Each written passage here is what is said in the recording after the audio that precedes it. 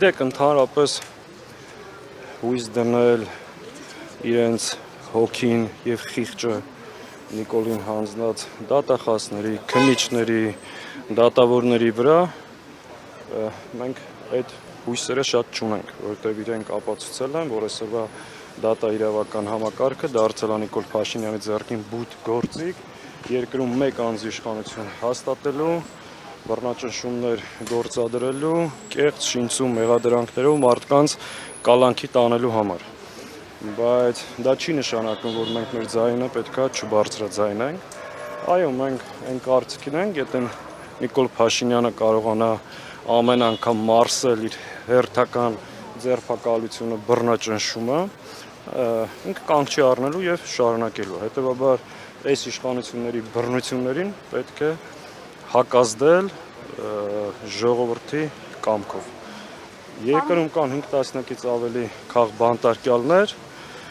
ազգային բարերար, սրբազան հայրեր, Արցախի ու Հայաստանի ազգային ժողովի падգամավորներ, բլոգերներ, լրագրողներ, զինվորականներ, պարզ շարքային քաղաքացիներ, ովքեր այսօր գտնում են անազատության մեջ, բացառապես նրա համար, որ ունեն սեփական տեսակետ, պայքարում են հայկական ինքնության համար եւ հաշտ չեն այսօրվա իշխանության վարած հակահայ քաղաքականություն։ Բայց այդ հակազդեցությունը համարժեք է, թե համարժեք չի եւ ինչ։ Այս պայն համարժեք չի եւ ես կարծում եմ պետք է հասնենք նրան, որ լինի համարժեք։ Ինչպես պիտի հասնեք այդ ժողովրդի կամքով, շարունակական գործողություններով, նախ ասեմ, որ սա մեկ անգամյա ակցիա չի լինելու, սրան հաջորդելու է հաջորդ շաբաթ չորեքշաբթի օրը ազգային ժողովում տեղի ունենալու Հայաստան խմբակցությունը հրավիրել, պատիվ ունեմ խմբակցությունը հայտարարության տեքստին միացել, համատեղ տեղի կունենա լսումներ քաղբանտարկյալներ թեմայով, դե պարզ է ԿՊ-ի վերաբերմունքը, ԿՊ-ն դեմա, չէ, մենք կարող ենք նաև լիագումար տեղափոխել նիստը, բայց մեր համար այդ նիստը ծառայելու է, հրավիրելու ենք պաշտպաններ, հրավիրելու ենք նաև միջազգային կազմակերպություններ, այսօր հրավիրելու ենք միջազգային դատախազներ։ Թող ազգային ժողովի լսումներին, այն որ գնացել էին մարտի 1-ին բեմադրում, թող չորեքշաբթի օրը գա ազգային ժողովի նիստին, որտեղ փաստաբանները, հասարակական, քաղաքական, հանրային գործիչները կխոսեն բոլոր են ապօրինությունների մասին, ինչ որ անում այսօրվա դատախազը։ Հավատում եք, որ կգա։ Հավատում եք, որ վարչապետը Չի գա, մեր խնդիրն է հրավիրել, փաստերը ներկայացնել, եթե կգան, ուրախ կլինենք։ Չեն գա, կարձանագրենք, որ հերթական անգամ խուսափեց։ Մարտի 1-ի լսում։ Մեր գործողությունները պայմանավորված չի իրանք ինչ կանեն, դեմ կքվեարկեն, չեն գա, կբոյկոտեն։ Մենք պետք է քաղբանտարկյալների պաշտպանության օրակարգը դարձնենք առաջնային եւ այս ուղղությամբ պայքարենք։ Ազատություն քաղբանտարկյալներին դեմ ենք այն բռնապետությանը, որ գոյություն ունի եւ Հայաստանի Հանրապետության այսօրվա իշխանությունները խոսքի ազատության եւ ժողովրդավարության թշնամիներ են։ Մարտի 1-ի լսումները ինչպես է գնահատում։ Ինչ որ երիտասարդներ Մարտի 1-ի լսումներին ներկայացել են եւ մասնակցում են քննարկման։ Բոլորի նկարները կա, մի քիչ որ նայեք կլինի, լավ հիմա ասում եմ կա, ես անձամբ բոլոր տպագրվող նկարները նայել եմ ու կա ու բոլորինը կա ու մեր համար ընդհանրապես տարբերություն չենք դնում որևէ մեկին անկախ քաղաքական որ ճամբարում է գտնվում։ Եթե այս իշխանությունների կողմից մարդ հալածվում է, մենք իր կողքին ենք, իր իրավունքները պետք է պաշտպանենք, ընդհանրապես մենք տարբերություն չենք դնում։ Իշխանությունը հակադարձում է ընդդիմությանը, ասում է Հայաստանում Հայլակ, հեսա որ եղավ անձամբ քեզ ցույց եմ տալու, ու մի հատ չի լինելու, մի քանի հատ լինելու։ Ասում են Հայաստանում քաղբանտարկյալ չկա, բերում են Վարդան Ղուկասյանի օրինակը, Գյումրիի համայնքապետ, ասում են, եթե մարդը կաշառք է վերցրել, մենք ինչ անենք, թողնենք ազատության մեջ այդ մարդը։ Նայեք, ուրեմն մեր երկրում մի հատ բան ավանդույթ է ձևավորվում։ Դուք տեսել եք բոլոր քրեական գործերի հիմքում կամ մեծ մասում ԿՊ-ի լրատվամիջոց Civic-ը ինչ որ մի հատ ձայնագրություն է հրապարակում, որից հետո քննչականը սկսում է քրեական վարույթ ու անմիջապես այդ մարդկանց կալանավորում են։ Այս վերջի շրջանում նոր զարգացումներ կան։ Հայկական ժամանակն էլ արդեն հրապարակում է դատարանի վճիռը։ Դատավորները այլևս անելիք չունեն, պետք է հետևեն հայկական ժամանակի ու Civic-ի էջերին, տեսնեն ինչ են ասում, էլ Նիկոլ Փաշինյանը լայախ չի անում SMS գրի դատավորներին։ Արդեն հայկական ժամանակը մի անգամից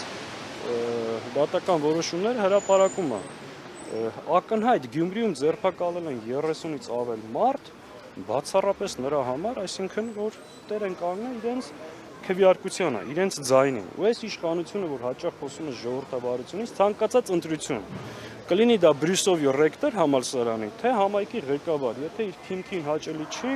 ինքը անմիջապես այլ որոշում է կայացնում, այդ մարդիկ նվազագույնը պետքա բանտարկվեն։ Այս է ժողովրդավարության բաստիոն Հայաստանը։ Տեսեք, դուք ասում եք, որ հակազդեցությունը ընդունում եք, որ այս բանի համարժեք չի, այդ պարագայում Ներոնք են չեն կրակում հանգստել։ Ճանապարհային այլ ինչ քարտեզ կա, զուգահեռաբար ընթանում է Բագրատ Քրփազյանի եւ մյուսների գործով դատական լիստը։ Դուք իմպիչմենտի գործընթացը այդպես էլ չենք հասկանում, ուր է գնում, ուր հասավ այդ ստորագրությունները, ուր են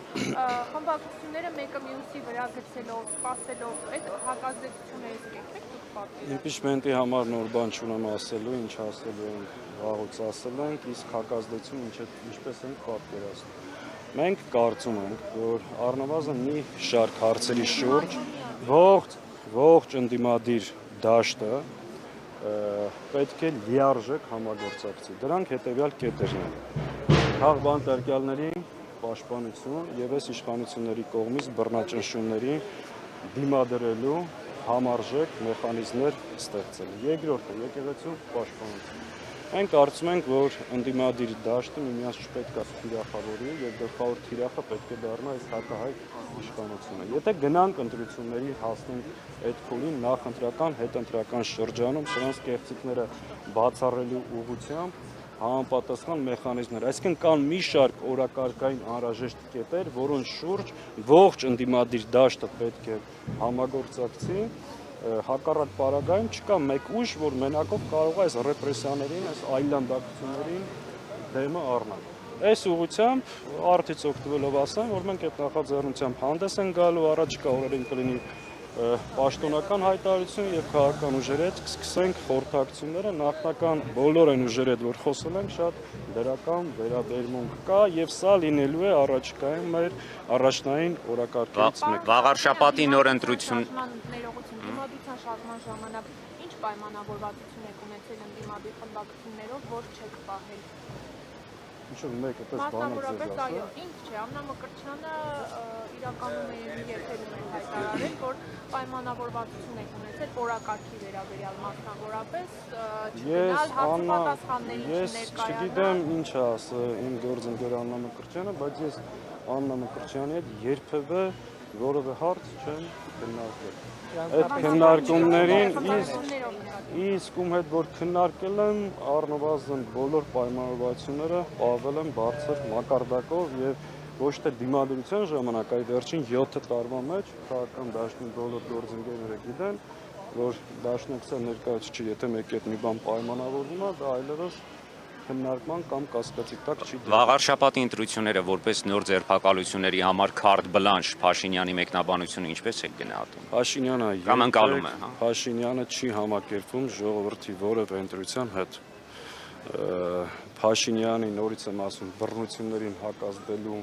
միակ ճանապարհը ժողովրդի հավաքական կամքն է։ Քանի կարա բռնի եւ մարսի, ինքը բռնելու է եւ իր իշխանությունը պահելու միակ հնարավորությունը դա է։ Եկեք այսքանով սահմանափակենք, սկսենք։ Ես շնորհակալ եմ։